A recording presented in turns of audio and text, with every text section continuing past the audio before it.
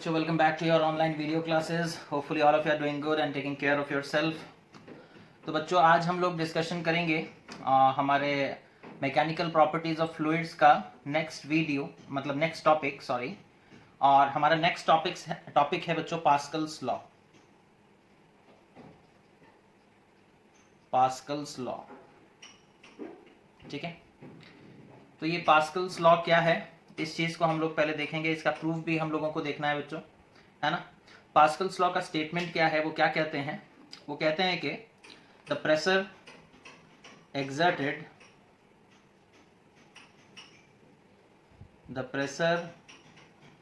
exerted in a confined liquid, the pressure exerted, just a second बच्चों, the pressure exerted at any point, okay, in a confined liquid, okay, is transmitted equally, okay, is transmitted equally and in an undiminished manner, और या फिर equally in all direction,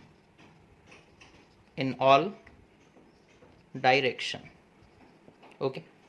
So this is the statement of Pascal law. अलग अलग तरीके से लिखा जाता है बच्चों, उनमें से ये एक तरीका है, ठीक है।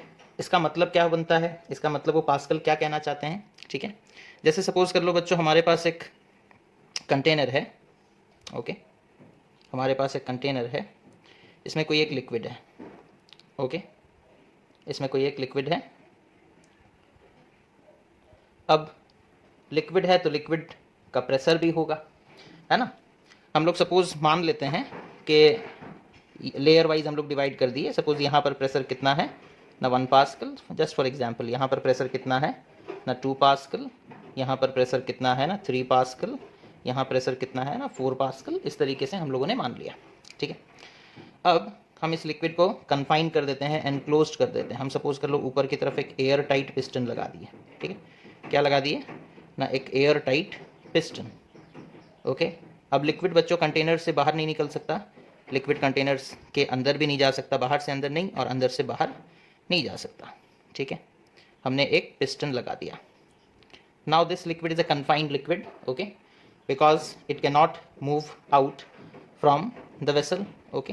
वेसल के अंदर से बाहर नहीं आ सकता, and no liquid can also enter from outside, okay. बाहर से कोई लिक्विड अंदर नहीं आ सकता। So this is a confined liquid, okay. अब अगर हम यहाँ पर फोर्स अप्लाई करेंगे बच्चों, ठीक है, तो एक प्रेशर जनरेट होगा, एक प्रेशर क्रिएट होगा। सपोज कर लो ये जो पिस्टन था, इस पिस्टन का एरिया कितना है ना, सपोज कर लो 2 मीटर स्क्वायर, ओके। और हमने क्या किया, इसके ऊपर एक फोर्स डाला, डाउनवर्ड फोर्स, सपोज कर लो कितना ना 10 न्यूटन, ठीक है। तो एक प्रेशर डेवलप होगा। प्रेशर का फॉर्मूला क्या होता है बच्चों ना? Pressure is equals to force by area, ठीक है। तो 10 newton by 2 metre square which is equals to 5 pascal, है ना। तो हमने 5 पास्कल का प्रेशर एग्जर्ट किया, ठीक है, इस कन्फाइंड लिक्विड पर, ठीक है। दैट मीन्स जस्ट इसके बिलो ये लेयर है, ठीक है, इसका प्रेशर इंक्रीज हो जाएगा बच्चों, है ना। बिकॉज लॉ क्या कहता है? The pressure exerted at any point in a confined liquid. हमने सरफेस पे प्रेशर अप्लाई किया, लिक्विड के सरफेस पर, वो बोला एट एनी पॉइंट, ओके। तो हमने क्या किया ना, सरफेस पर प्रेशर अप्लाई किया। आगे वो क्या बोलता है कि जो प्रेशर आपने अप्लाई किया है कन्फाइंड लिक्विड पर, वो चारों तरफ फैलेगा इक्वली, ठीक है। आपने 5 पास्कल का, हम लोग जो एग्जांपल लिया उस हिसाब से हमने 5 पास्कल का प्रेशर एग्जर्ट किया।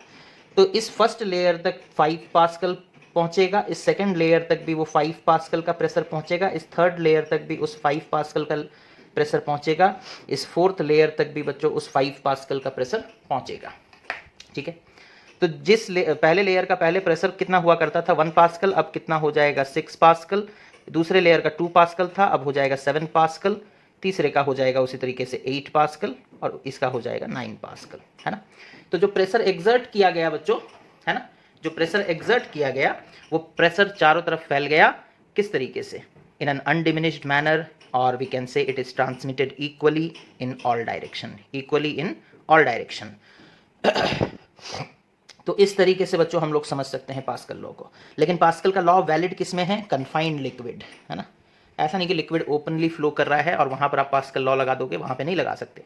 ये लॉ वैलिड है, ये लॉ एप्लीकेबल है कौन से लिक्विड के लिए? ना कन्फाइंड लिक्विड, लिक्विड कहीं मूव नहीं कर पा रहा हो, ठीक है, जो मतलब जगह अवेलेबल है वो सपोज कर लो फिक्स्ड है, तो उस हिसाब से जब हम लोग प्रेशर लगाते हैं तो वो प्रेशर चारों तरफ फैलता है बच्चों, है ना, इस तरीके से। ओके, इसका एक प्रूफ हम लोगों को देखने को मिलता है जो हमारे बुक में दिया रहता है बच्चों। वो किस तरीके से प्रूफ करते हैं देखो, पास्कल लॉ का प्रूफ देखो किस तरीके से वो करते हैं। ओके, वो कहते हैं कि सपोज कर लो हम लोग क्या करेंगे ना, एक वेसल लेंगे, ठीक है, और उस वेसल में लिक्विड भर देंगे। ओके, उस वेसल में हम लोग लिक्विड भर देंगे। ओके, और उसके बाद वो क्या कहते हैं कि इस वेसल के अंदर हम लोग एक right angled prism section consider करेंगे, ठीक है, राइट एंगल्ड प्रिज्म। ओके, तो इस वेसल के अंदर सपोज, और वो प्रिज्म जो है वो काफ़ी स्मॉल होगा, ठीक है, बट हम लोग यहाँ पर उसे थोड़ा मैग्नीफाई करके दिखाएंगे for better clarity and understanding. Okay, तो यहाँ पर देखो हम एक प्रिज्म बनाते हैं, right angled prism. Okay,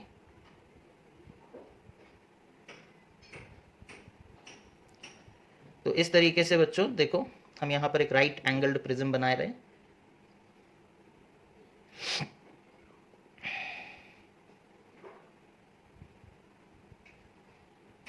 okay, ये राइट एंगल्ड प्रिज्म है बच्चों जो हम लोगों ने चूज किया है within the liquid. Okay, और ये राइट एंगल्ड प्रिज्म जो है हम लोग इसको कंसिडर करेंगे that it is very very small. Okay, इतना स्मॉल है कि इसके सारे फेसेस, है ना, दिख तो ये ऐसा रहा है। ओके, हम लोग इस तरीके का शेप चूज़ किए हैं बच्चों, कोई दूसरा शेप भी हम लोग चूज़ कर सकते हैं। ओके, ठीक है, बट यहाँ पर सारे पॉसिबिलिटीज़, बहुत मैक्सिमम पॉसिबिलिटीज़ डिस्कशन हो जाते हैं, इसी के लिए हम लोग इस तरीके का आकार चूज़ किए। तो इस तरीके का हमने एक सेक्शन चूज़ किया है within the liquid. Okay, अच्छा, अब इसका नेमिंग कर देते हैं। सपोज ये A, okay, this point is suppose B, this point is suppose C, this point is suppose D, this point is E, and this point is F. Okay, so this is what I have considered. Okay, ये जो base वाला surface बच्चों दिख रहा है ना, ये जो बेस वाला सरफेस दिख रहा है इसका कुछ एक एरिया होगा, let the area be A. Okay, यहाँ पर जो एक दिख रहा है A D, A B E D, ये वाला जो पोर्शन दिख रहा है इसका भी कुछ एक एरिया होगा, लेट द एरिया बी ए सी। और यहाँ पर देखो ये ऊपर वाला जो एक सरफेस है इसका एरिया मान लो कितना है ना, ए बी।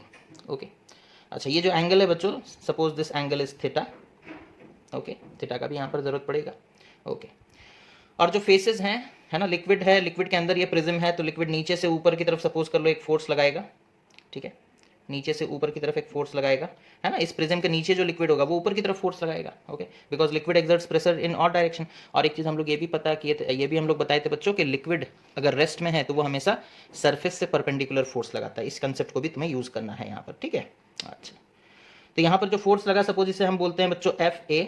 ओके, और यहाँ पर एक फोर्स लगेगा, ठीक है, इस फोर्स को सपोज हम बोलते हैं एफ सी, और इस सरफेस पर एक normal force that is F B, ठीक है।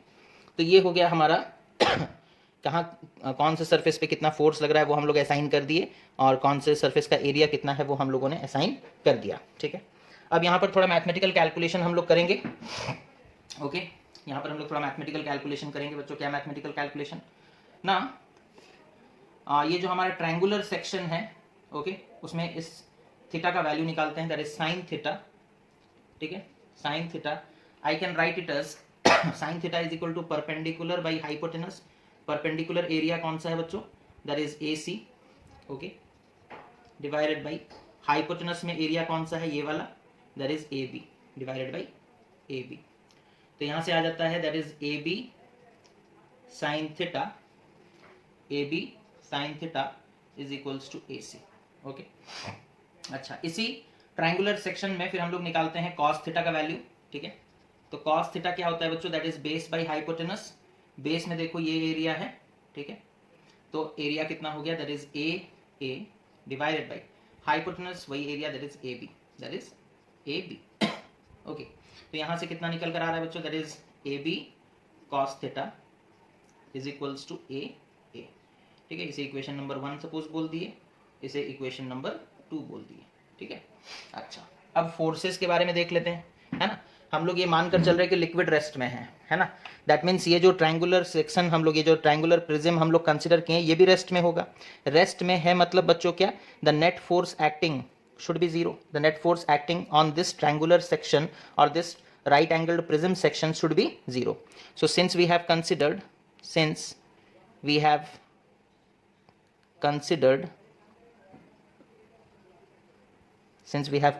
the liquid to be at rest,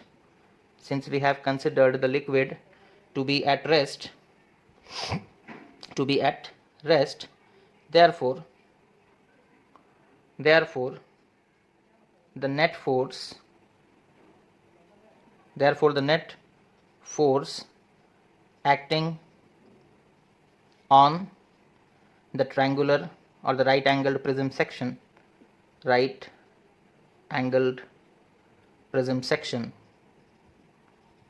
should be 0, ठीक है। अच्छा अब यहाँ देखो, ये जो फोर्स लग रहा है बच्चों, ये कुछ एक एंगल बना रहा है, एंगल थीटा बना रहा है ना। ठीक है, तो एफ बी जो है वो एक एंगल बना रहा है, ये एफ बी है ना। ठीक है, ये थोड़ा इंक्लाइंड पोर्शन हम लोगों ने माना था। ठीक है, अच्छा ये जो एफ बी है बच्चों, ये कुछ एक एंगल बना रहा है, it is making an angle theta, okay, with the vertical, this angle is theta. तो इधर क्या हो जाएगा बच्चों, that is F B cos theta,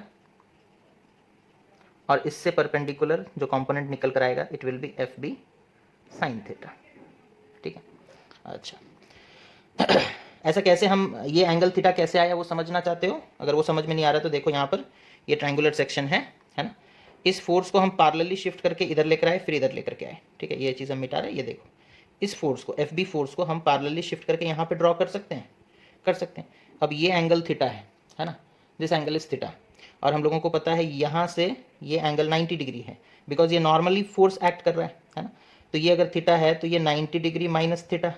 ठीक है, अच्छा यहाँ से आप एक वर्टिकली डाउनवर्ड अगर लाइन ड्रॉ करोगे तो ये एंगल कितना हो जाएगा बच्चों, फिर से देखो, ये हॉरिजॉन्टल लाइन है, ये वर्टिकल डाउनवर्ड, तो यहाँ से यहाँ तक का एंगल 90, ये 90 माइनस थीटा, तो ये एंगल हो गया थीटा, ये एंगल हो गया theta. So that is how we have found this angle to be theta. Okay, तो अब यहाँ देखो नेट फोर्सेस 0 हैं, है ना। तो हम लोग कह सकते हैं, इधर देखो ये जो एफ सी फोर्स है बच्चों, देखो ये लेफ्ट से राइट की तरफ एक्ट कर रहा है। एफ बी फोर्स का कौन सा कंपोनेंट इधर एक्ट कर रहा है, that is F B sine theta. That means this F B is balanced by this component of F B. Okay, F B के दो कंपोनेंट है, एक कंपोनेंट इधर एक्ट कर रहा है, एक कंपोनेंट डाउनवर्ड एक्ट कर रहा है ना। तो एफ बी का जो ये कंपोनेंट है वो इसके ऑपोजिट है, तो ये कंपोनेंट इसे बैलेंस कर रहा होगा। तो हम लिख सकते हैं that is F B sine theta is equals to F C, है ना। नेट फोर्स 0 है ना बच्चों। अगर सपोज कर लो एक बॉडी है, इसके ऊपर इधर से एक फोर्स, इधर से एक फोर्स लग रहा है, और अगर ये दोनों फोर्सेज इक्वल हैं तब जा करके हम लोग बोलेंगे कि नेट फोर्स 0 है। अगर इधर से फोर्स एफ बी, इधर से force F C, then F B should be equal to F C, है ना। अच्छा, तो इसी तरीके से यहाँ पर देखो ना, ये जो एफ बी फोर्स है इसके दो कंपोनेंट है, इधर एक कंपोनेंट, इधर एक कंपोनेंट। इधर लगने वाला कंपोनेंट राइट से लेफ्ट जा रहा है, और ये वाला जो फोर्स है एफ सी, ये लेफ्ट से राइट आ रहा है। और क्योंकि ये प्रिज्म इक्विलिब्रियम में है, दैट मीन्स ये दोनों फोर्सेज इक्वल होंगे। सिमिलरली देखो, एफ ए फोर्स जो है वो नीचे से ऊपर की तरफ लग रहा है, एफ बी का एक कंपोनेंट है बच्चों that is F B cos theta, वो ऊपर से नीचे की तरफ लग रहा है। तो ये दोनों भी इक्वल होंगे तभी तो इक्विलिब्रियम अचीव हो पाएगा। तो हम लिख सकते हैं F B cos theta is equals to F A, is equals to F A. इसे सपोज हम बोलते हैं इक्वेशन नंबर 3, और इसे हम बोलते हैं इक्वेशन नंबर 4। तो हमारे पास अब 4 इक्वेशन है बच्चों, है ना। हमारे पास अब 4 इक्वेशंस हैं। ओके, अब इन इक्वेशंस को हम लोग थोड़ा डिवाइड करते हैं, ठीक है, और हम लोग अपने रिजल्ट तक पहुंच जाएंगे। तो ये जो रिटन पार्ट है बच्चों, इसे हम थोड़ा डिलीट कर रहे हैं, सॉरी डिलीट नहीं, मिटा रहे हैं। हाँ भाई, डिलीट ही कर रहे हैं। ओके, इरेज कर रहे हैं। Okay, that would be more perfect. अच्छा, तो देखो हम क्या करेंगे ना, इक्वेशन 3 डिवाइडेड बाई इक्वेशन 1 करेंगे, है ना। This is equation number 3 and this is equation number 1। तो इक्वेशन 3 डिवाइडेड बाई इक्वेशन 1, ठीक है। Equation 3 divided by equation 1। Equation 3 क्या है बच्चों, that is F B sine theta is equals to F C divided by, ठीक है, तो इसका LHS इसके LHS से डिवाइड हो जाएगा, it will be A B sine theta, okay, और एफ सी बाई ये कितना है ए सी, तो it will be sorry A C, okay, तो ये डिवाइड कर दी। अब देखो यहाँ से साइन थीटा कैंसिल हो गया, तो हमें क्या मिला, that implies F B by A B is equals to F C upon A C, ठीक है, F C by A C, ठीक है, ये एक इक्वेशन मिला, this is equation number, let it be 5, okay. अब इसे भी हम थोड़ा मिटा रहे बच्चों यहाँ पर, ओके।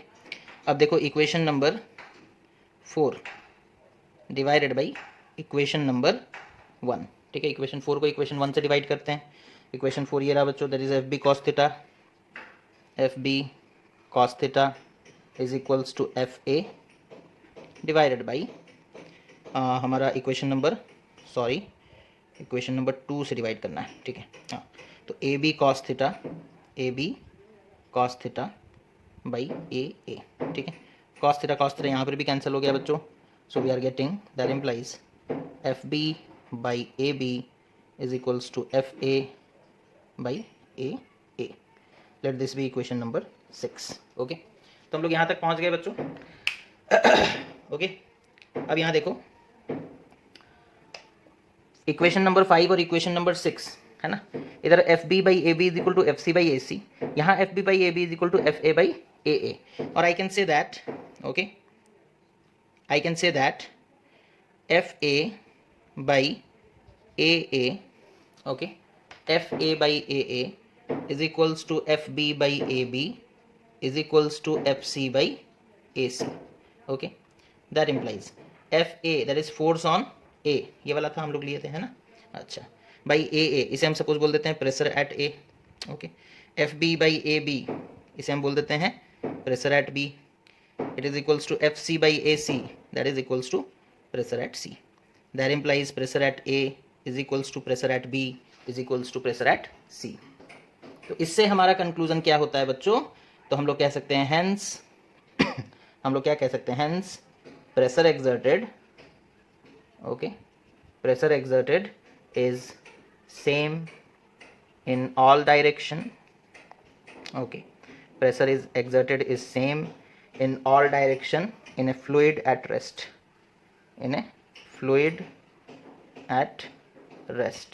okay।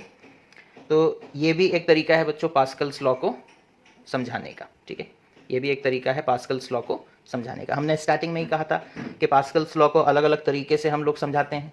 जो डेफिनेशन हमने तब लिखा था वो डेफिनेशन ज़्यादा इंपॉर्टेंट है, मतलब हम ये कह सकते हैं कि उस डेफिनेशन का एप्लीकेशन हम लोगों को बहुत ज़्यादा देखना है, इसीलिए हमने सिर्फ वो डेफिनेशन स्टार्टिंग में लिखा था। बट पास्कल्स लॉ का एक मतलब ये भी होता है कि pressure exerted is same in all direction, यानी कि एक लिक्विड का एक पोर्शन अगर आप चूज करते हो तो वो इस डायरेक्शन में जितना प्रेशर एक्सर्ट करेगा इधर भी उतना ही करेगा, इधर भी उतना ही करेगा, हर एक डायरेक्शन में सेम अमाउंट का करेगा। या फिर आप ऐसे भी कह सकते हो, बहुत अलग अलग तरीके से पास्कल्स लॉ को स्टेट किया जाता है बच्चों। ऐसे भी कहा जाता है कि the pressure at A given depth, है ना, the pressure at A given depth, okay, मतलब यहाँ से आप 1 मीटर नीचे आओ, यहाँ से 1 मीटर नीचे आओ, यहाँ से 1 मीटर सरफेस से 1 मीटर नीचे आओ, इस पॉइंट पर प्रेशर जितना होगा, इस पॉइंट पर प्रेशर जितना होगा, इस पॉइंट पर प्रेशर भी उतना ही होगा। और ये सारा मिल करके बनता है बच्चों laws of liquid pressure, okay. So this is how Pascal's law is proved, that is pressure exerted is same in all direction in a fluid at rest। ये भी पास्कल ने ही कहा था। That means अगर हमने क्या कहा था कि ये जो ट्रायंगुलर प्रिज्म है बच्चों, इसे हम लोग मैग्नीफाई करके शो कर रहे हैं, ये एक पॉइंट ऑब्जेक्ट है। ये कैसा ऑब्जेक्ट है? पॉइंट ऑब्जेक्ट है। दैट मीन्स लिक्विड के अंदर अगर आप एक पॉइंट चूज करोगे तो वो पॉइंट इस डायरेक्शन में जितना प्रेशर एक्सर्ट करेगा, इस डायरेक्शन में भी उतना ही करेगा, सारे डायरेक्शन में सेम प्रेशर एक्सर्ट करेगा। ये भी पास्कल का ही एक लॉ है, ये भी पास्कल का ही एक लॉ है। और स्टार्टिंग में जो हमने लॉ बताया था बच्चों, वो लॉ इसलिए बताया गया था, वो भी पास्कल का ही है, और वो लॉ के आधार पर एप्लीकेशंस बहुत सारे हैं, इसी के लिए उस लॉ को हम लोगों ने स्टार्टिंग में स्टेट किया था। ओके, तो इसके बाद जो टॉपिक हम लोगों को डिस्कशन करना है बच्चों, वो क्या है? That is application of Pascal's law. ठीक है, अभी जब एप्लीकेशन के बारे में हम लोग डिस्कशन करेंगे तब आपको समझ में आएगा कि जो पहले लॉ हमने बताया था वो मतलब किस तरीके से अप्लाई होता है। ठीक है, अच्छा तो जो नेक्स्ट टॉपिक है बच्चों हमारा, that is application of Pascal's law. Application of Pascal's law. Okay, Pascal law आप लोगों को याद हो गया होगा, that is a pressure transmitted in a confined liquid is a pressure applied in a confined liquid is transmitted equally in all direction, हर एक direction में प्रेशर इक्वल अमाउंट का एग्जर्ट होगा, ठीक है। अच्छा, तो एप्लीकेशन ऑफ पास्कल्स लॉ में बच्चों हम लोग देखते हैं सबसे इंपॉर्टेंट एप्लीकेशन जो हम लोगों को पढ़ना है दैट इज़ हाइड्रोलिक मशीन्स, है ना, हाइड्रोलिक मशीन्स के बारे में, ठीक है। Hydraulic machines are one of the best applications of Pascal's law, hydraulic machines are one of the best applications of Pascal's law. So on what is the principle of hydraulic machine, किस principle पर काम करते हैं, है ना, principle क्या है, that is a small force applied on a small piston, okay, a small force applied on a small piston produces a large force on a bigger piston, ठीक है। तो इस चीज़ को हम लोग डायग्रामेटिकली समझते हैं और पास्कल लॉ का पूरा यूज़ करेंगे बच्चों, और पास्कल्स लॉ के थ्रू ही हम लोग प्रूफ करेंगे, ठीक है। तो इतना पहले नोट कर लो ताकि हम डायग्राम बना सके। दैट इज हाइड्रोलिक मशीन का प्रिंसिपल क्या है, small force applied on A small piston produces a large force on A bigger piston. तो इस स्टेटमेंट को याद रखोगे क्योंकि समझाते वक्त हम फिर से रिपीट करेंगे, ठीक है। अच्छा, तो यहाँ एक डायग्राम बनाएंगे बच्चों और हाइड्रोलिक मशीन के वर्किंग प्रिंसिपल को समझेंगे, ठीक है। हाइड्रोलिक मशीन के वर्किंग प्रिंसिपल को समझेंगे, ओके। तो देखो यहाँ पर हम इस तरीके से दो वेसल बना रहे हैं,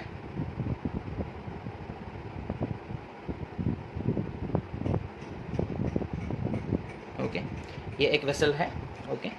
अच्छा, यहाँ पर इस तरीके से ये वेसल कनेक्टेड है हमारे और एक वेसल के साथ, और जो दूसरा वाला वेसल है वो थोड़ा छोटा है, ठीक है। दूसरा वाला वेसल जो है बच्चों वो थोड़ा छोटे साइज़ का है, ओके। सपोज़ कर लो इतना बड़ा दूसरा वाला वेसल है, ओके, एरिया उसका छोटा है, ओके। अच्छा, अब सपोज़ कर लो हम लोग लिक्विड भर देते हैं, ठीक है। लिक्विड के एक और प्रॉपर्टी है बच्चों, liquid seeks its own level, ठीक है। अगर इंटरकनेक्टिंग पाइप्स इस तरीके से होंगे और आप लिक्विड भरोगे तो दोनों ही सिलेंडर में जो लिक्विड का हाइट होगा वो सेम रहेगा, है ना, that is liquid seeks its own level, okay. Liquid seeks its own, तो यहाँ जितना हाइट है बच्चों यहाँ पर भी उतना ही हाइट रहेगा, ओके। तो इस तरीके से हमारा लिक्विड है, ओके, दूसरे सिलेंडर तक, ठीक है। इस तरीके से बच्चों लिक्विड भरा हुआ है, ओके। दो सिलेंडर्स हैं, ओके। अच्छा, अब इस सिलेंडर के ऊपर हम एक पिस्टन लगाते हैं, ठीक है। इस सिलेंडर के ऊपर हम एक पिस्टन लगाते हैं because pascal law confined liquid पर ही लगता है बच्चों, और इस सिलेंडर के ऊपर भी हम एक पिस्टन लगाते हैं, ठीक है, इस तरीके से, ठीक है। इस तरीके से इसके ऊपर भी हमने एक पिस्टन लगा दिया, ठीक है। अब आप देख सकते हो कि ये दो जो सिलेंडर्स हैं इनमें एक पिस्टन का एरिया बड़ा है, दूसरे पिस्टन का एरिया छोटा है बिकॉज सिलेंडर ही बड़े छोटे हैं, है ना। एक छोटा सिलेंडर एक बड़ा सिलेंडर, सपोज कर लो ये सिलेंडर हो गया P और ये सिलेंडर हो गया Q, ठीक है। इसके ऊपर एक पिस्टन है, ओके, जिसके थ्रू हम लोग फोर्स लगाएंगे, a force applied on small piston, okay. तो इसका एरिया सपोज कर लो स्मॉल a, इसके ऊपर हमने फोर्स लगाया स्मॉल f, ठीक है। और यहाँ पर जो एरिया है बच्चों that is capital A, okay. अब यहाँ देखो, हम जैसे ही इस छोटे पिस्टन पर एक फोर्स लगाते हैं बच्चों, small force on small area, ठीक है, तो यहाँ एक प्रेशर क्रिएट होगा, ठीक है। सपोज कर लो इस प्रेशर को हम बोलते हैं PA, ठीक है, इस प्रेशर को हम बोलते हैं PA। अब ये प्रेशर ट्रांसमिट होगा और यहाँ तक पहुँचेगा, है ना। पहले जितना भी प्रेशर था, लेकिन अभी प्रेशर बढ़ेगा कितना ना, PA अमाउंट का बढ़ जाएगा। तो यहाँ पर जो प्रेशर है सपोज उसे PB बोले, जो कि बराबर है किसके, PA के, ठीक है, या फिर P1 बोल दो, दैट इज़ प्रेशर एट 1, और ये हो गया pressure at piston 2, it is equals to pressure at piston 1, okay. तो जो प्रेशर यहाँ पर एग्जर्ट किया गया बच्चों, है ना, वो प्रेशर ट्रांसमिट होता हुआ यहाँ तक पहुँचा, है ना। तो यहाँ पर जितना भी प्रेशर था वो इंक्रीज़ हो गया कितना ना, P2 अमाउंट से, और P2 किसके बराबर होगा, P1 का। यहाँ अगर आप 100 पास्कल का प्रेशर डाले तो वो 100 पास्कल यहाँ तक पहुँचा। तो यहाँ जो नया प्रेशर इंक्रीज़ हुआ बच्चों, इंक्रीज्ड प्रेशर कितना है, 100 पास्कल, ठीक है। तो यही है पास्कल्स लॉ, ठीक है। अब यहाँ पर एक फोर्स क्रिएट होगा, अब लिक्विड आकर के यहाँ प्रेशर एक्सर्ट करेगा तो उसकी वजह से एक अपवर्ड फोर्स क्रिएट होगा, सपोज उसे हम बोलते हैं F, ठीक है, कैपिटल F। तो ये जो फोर्स होगा, यहाँ पर जो फोर्स क्रिएट हुआ बच्चों that is capital F by capital A करेंगे तो हमें क्या मिलेगा, P2 प्रेशर P2। अच्छा, small f by small a करेंगे तो हमें क्या मिलेगा ना, P1, but P1 is equals to P2, but P1 is equals to P2। तो बाई पास्कल्स लॉ हम ये कह सकते हैं, बाई पास्कल्स लॉ हम ये कह सकते हैं that P1 is equals to P2, okay, और P2 is equals to P1, okay. अब इक्वेट कर दो, दैट इम्प्लाइज P2 कितना है बच्चों, F capital F by A, it is equals to small f by A, okay. That implies capital F जो यहाँ force produce हुआ वो कितना है, that is equals to small f by A into capital A, ठीक है, small f by A into capital A, okay. तो हमारा एक एग्जाम्पल ले लेते हैं न्यूमेरिकल वैल्यू के साथ, ठीक है। सपोज कर लो ये जो स्मॉल a है उसका वैल्यू कितना है 1 मीटर स्क्वायर। सपोज कर लो ये जो स्मॉल f है इसका वैल्यू कितना है 1000 न्यूटन, ठीक है। अच्छा, सपोज ये पिस्टन जो है इसका एरिया तो फिक्स है ना, सपोज इसका एरिया कितना है 10 मीटर स्क्वायर, ठीक है, 10 गुना बड़ा है एरिया के मामले में, ठीक है। तो यहाँ जो फोर्स प्रोड्यूस होगा वो कितना होगा, इस फॉर्मूला से यूज निकाल सकते हैं बच्चों, that is force produced at the bigger piston will be equal to force on the smaller piston by A into area of the bigger piston, ठीक है। यही फॉर्मूला निकल कर आया था, है ना, पास्कल्स लॉ के हिसाब से। That implies which is equal to कितना हो जाएगा, F इज़ 1000 बाई 1 इंटू 10, ठीक है। तो ये कितना हो गया 10,000 न्यूटन, ठीक है। तो अभी जो नया फोर्स है बच्चों वो कितना है 10,000 न्यूटन, ठीक है। तो हमने एक स्मॉल फोर्स 1000 न्यूटन का फोर्स लगाया एक स्मॉल एरिया में, और हमें यहाँ एक रिजल्टिंग फोर्स मिला, एक बड़ा फोर्स मिला बड़े एरिया में, ठीक है। तो हमें यहाँ पर क्या हो रहा है, आउटपुट में फोर्स ज़्यादा मिल रहा है, इनपुट में फोर्स हम कम दे रहे हैं। आउटपुट में फोर्स ज़्यादा मिल रहा है, इनपुट में फोर्स हम कम दे रहे हैं। मतलब यहाँ हाइड्रोलिक मशीन किस तरीके से काम कर रहा है ना, हाइड्रोलिक मशीन फोर्स मल्टीप्लायर के आकार में काम कर रहा है, फोर्स मल्टीप्लायर, ओके। वो हमारे फोर्स को मल्टीप्लाई करके आउटपुट में दे रहा है, ठीक है। तो ऐसा हम लोग कब करते हैं बच्चों, जब हमें किसी लार्ज रेजिस्टिव फोर्स को ओवरकम करना हो, तब हम लोग हाइड्रोलिक मशीन्स इस तरीके से यूज़ करते हैं। जैसे हम लोग देखते हैं हाइड्रोलिक जैक, है ना, कार वगैरह को उठाने के लिए, ट्रक्स वगैरह को उठाने के लिए हम लोग हाइड्रोलिक जैक, अब अपने हाथ से हम लोग फोर्स लगाकर कार को डायरेक्टली उठा सकते हैं, नहीं उठा सकते। लेकिन जैक में जब हम लोग फोर्स लगाते हैं, और जैक को जब हम लोग मतलब क्या करते हैं, मतलब उसमें जब हम लोग फोर्स लगाते हैं तो फिर हम देखते हैं वो जैक जो है वो क्या कर रहा है, कार को उठा दे रहा है। तो ये कैसे पॉसिबल है ना, जैक एक मशीन है और वो हमारे फोर्स को मल्टीप्लाई कर दे रहा है, और उस मल्टीप्लाइड आउटकम से, है ना, जो मतलब जो लोड की तरफ जो फोर्स आया बच्चों वो ज़्यादा है, और वो एनफ होता है कार को उठाने के लिए, ठीक है।